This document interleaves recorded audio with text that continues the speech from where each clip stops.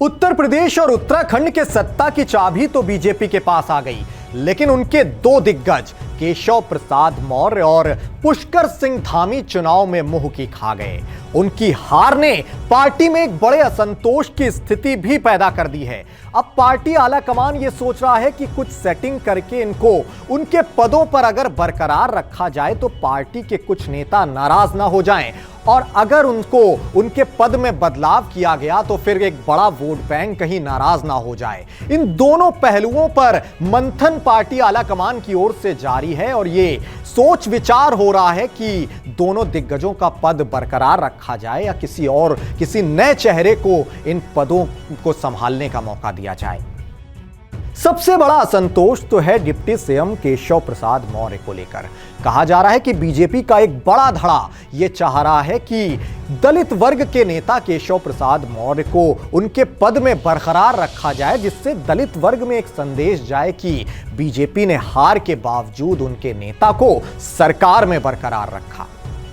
लेकिन एक विरोधी खेमा भी है। उसकी ओर से यह दलील दी जा रही है कि केशव प्रसाद मौर्य को अगर हार के बावजूद यह पद दे दिया गया तो उन 11 मंत्रियों का क्या होगा जो हार गए हैं, और आने वाले वक्त में इस तरह पार्टी में एक टकराव की स्थिति पैदा हो जाएगी और एक बड़ा असंतोष भी पैदा होगा।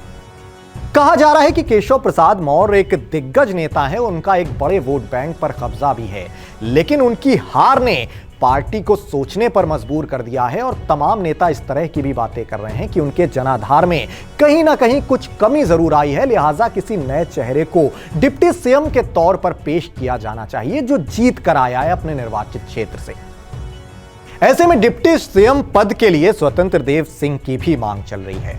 स्वतंत्र देव सिंह कुर्मी समुदाय से आते हैं और कहा जाता है कि कुर्मी समुदाय में उनकी अच्छी पकड़ है, लिहाजा इस बार उनके नाम पर भी विचार किया जा सकता है। अब तक कुर्मी समुदाय के लिए बीजेपी अपना दल पर ही निर्भर रहती आई है। सीएम योगी समेत यूपी कैबिनेट के लगभग सभी दिग्गज इन दिनों यूपी भवन में डेरा डाल के रखे हैं।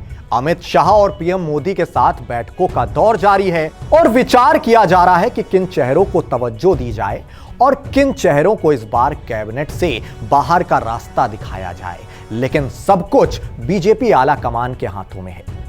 इसी तरह उत्तराखंड के विधायकों और मौजूदा मंत्रियों के बीच भी काफी असंतोष है। उत्तराखंड के मौजूदा सीएम पुष्कर सिंह धामी, जो कि इस बार चुनाव में मुंह की खा गए हैं, इस तरह के सवाल उठ रहे हैं कि क्या उनका पद बरकरार रहेगा या फिर पार्टी कोई नया फैसला लेगी। इसको लेकर भी उत्तराखंड बीजेपी अलग अलग धड़ों में बटा हुआ नजर आ रहा है। उत्तराखंड के विधायकों की ओर से भी लगातार लॉबिंग की जा रही है। खास तौर पर वो उत्तराखंड के लिए पर्यवेक्षक बनाए गए केंद्रीय रक्षा मंत्री राजनाथ सिंह से संपर्क साध रहे हैं। उत्तराखंड के सीएम पुष्कर सिंह धामी के चेहरे पर पार्टी सत्ता में तो पहुंच गई, लेकिन धामी खुद अपनी सीट नहीं बचा पाए। अब पार्टी के भीतर धामी पर सहमति बनाने को लेकर कशमकश चल रही है। विरोधी खेमा धामी को किसी भी सूरत में फिर से सीएम बनाए जाने के पक्ष में नहीं है।